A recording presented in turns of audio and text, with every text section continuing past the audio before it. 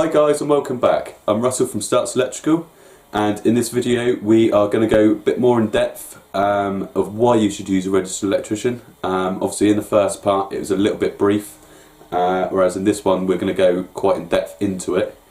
But first off, how did I become a registered electrician?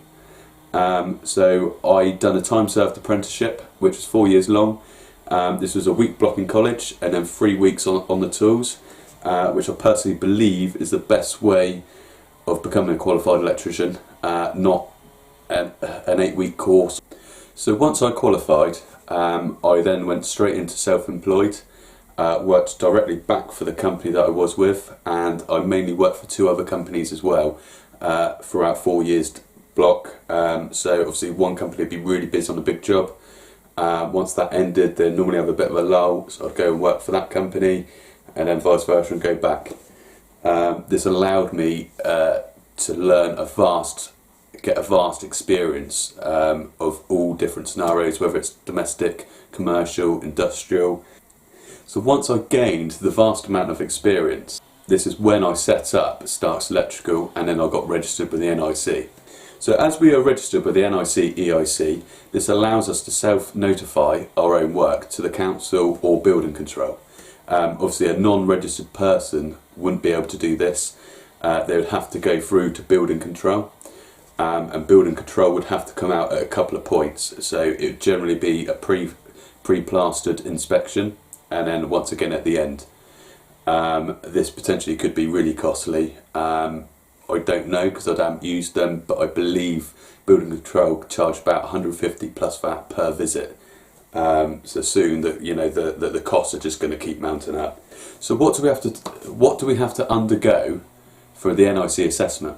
First of all, you must make them a cup of tea, get some nice biscuits, and get on the good side of them. They will then select a couple of jobs. We basically need to give them a list of what we've done throughout the year. They'll select a few potential jobs. We will then go and visit that job with the certificates that we've done.